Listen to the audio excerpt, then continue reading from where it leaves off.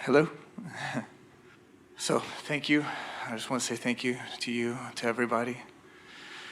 The question that was on my mind when you called on me, so I'll start there, was you always say that we are teachers, and I never thought of myself as a teacher, per se, but is it because that... It's because you didn't know you had anything of value to tell anyone, but you don't feel that way now. No, I don't.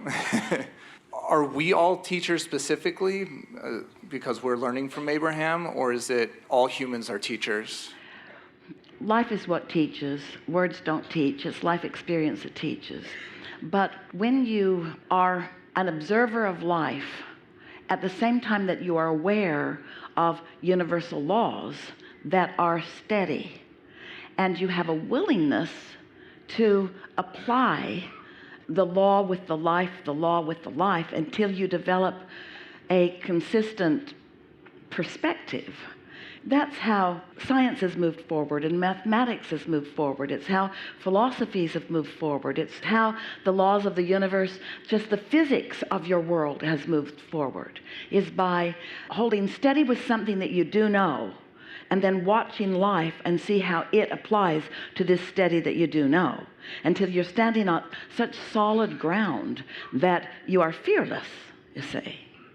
And so life teaches, but then there are those like you who were born with the intention that we just described, of wanting life to show you law so that then you can view life from that basis of understanding.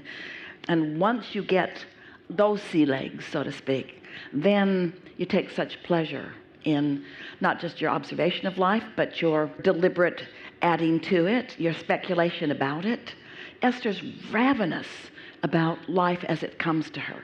She just can't think of anything more fun than willing people to talk about what they're living and how it came about and how it felt and what it means and where it could go from there. In other words, hands in the clay, deliberate creating. And so haven't you noticed about anyone who's good at anything is that they would like to share the satisfying aspects of that thing that they're good at with others so that they can have the satisfaction of being good at it too?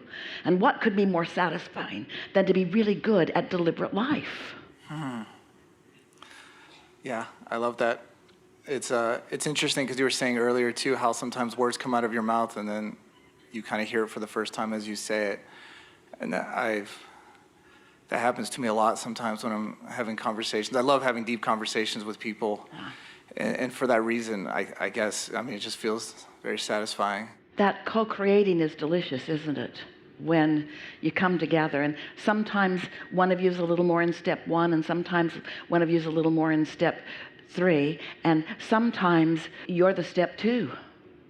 Sometimes you're step three, but you're translating to step two. In other words, that's really satisfying, where in real time, in this co-creative environment, you can acknowledge what you're coming to understand, yeah? And when you put all of this in the context of for the pleasure of it, not for the saving of the world of it, and not for the fixing something that is broken, and not for standing out among the many, but for the pleasure of the motion forward, the conscious motion forward. You see, you can't help but have motion forward. You're part of the process. You cannot help but contribute. You cannot help but be a part of an environment where the law of attraction is responding. You cannot cease being a vibrational component. You cannot cease flowing vibration and being the receiver of vibration. You cannot cease being an extension of your inner being. You will never come untethered from that. You will always be an extension of that non-physical energy. But to be consciously in acknowledgement of it, that's the satisfaction that you've intended, you see. And then to assist others in being consciously in acknowledgement of it. Man, there's so much I want to ask about. I'm not sure if it's related or not, but you know, as I've been realigning myself, I've been playing music more again in my life, and it's interesting. You talked about not caring about who gets the credit for something, and I used to be really concerned about writing music. I want to write, and I don't want to play other people's songs. But lately, I've really been inspired to learn other people's songs, and I think it's been very helpful to me. Well, it certainly does give you an opportunity to feel the harmonics of something that somebody else already figured out works. And it helps you to practice the vibration of that feeling. Okay, that makes a lot of sense. Because I'm like, it's giving me joy in music that I can't remember feeling, you know? And then I start wondering, it's like with all our inner beings been intermixed, like how much is that song, am I a part of it, or was... Yes, because you're the new translator of it. It's never been played like that before. It has never been what it is now, ever. Okay, I love that. Sometimes people will say, well, I really admire this dead musician or this dead composer or this dead painter or whoever it is. So now that they are dead, I will channel them. And we say, they don't have to be dead for you to do that, because there's an energy stream of them and their inner beings are contributing. Consider it from this framework. When you think a thought, that thought thinks. So when someone writes a song, that song sings beyond what the original singer of the song sang.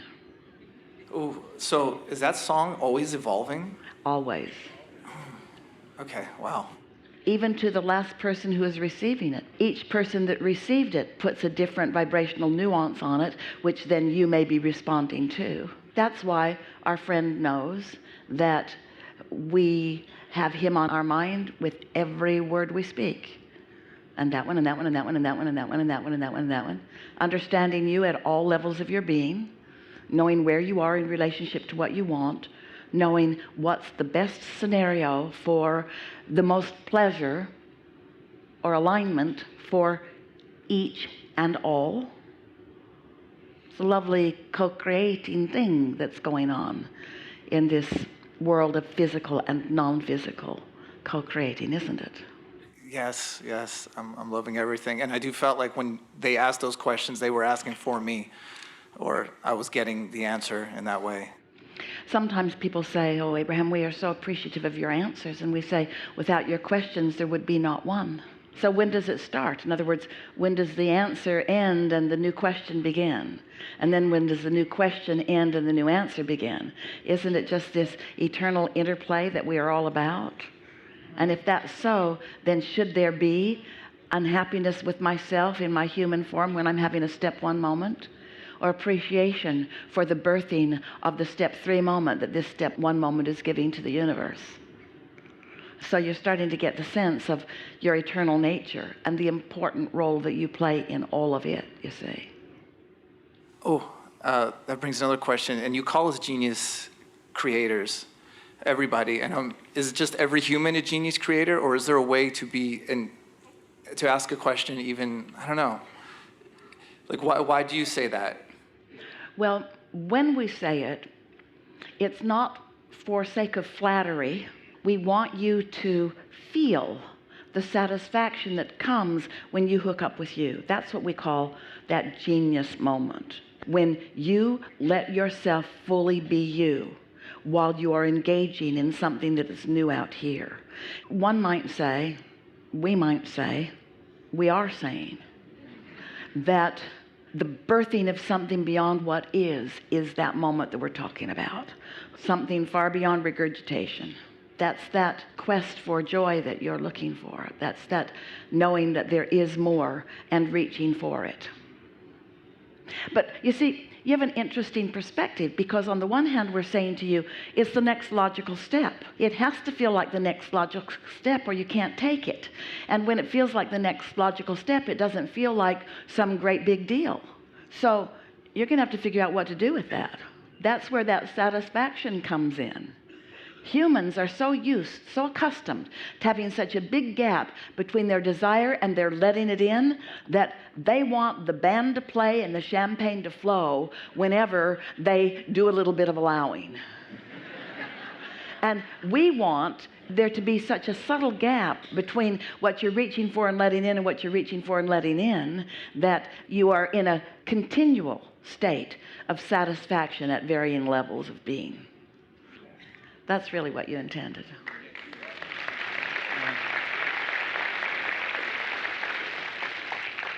I had another question kind of about physics. I'm not sure where it's going with this, but I feel like there's a beauty in it. Like I like to fly drones, but I don't like having any restrictions. And what I've noticed with that, I thought I was trying to defy gravity, but I'm not. I'm dancing with it, you know, and I'm feeling that kind of flow. And I can't help but to see that pattern in everything, like in dancing and in music.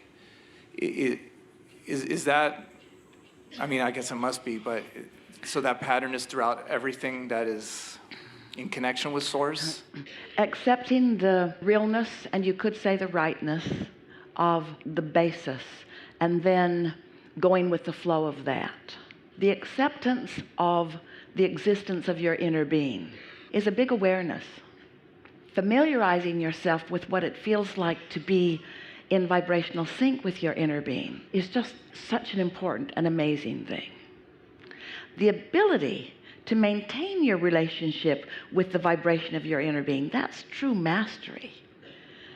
And then the exhilaration of co-creating in conjunction with that perspective, that's what you intended when you came into this physical body.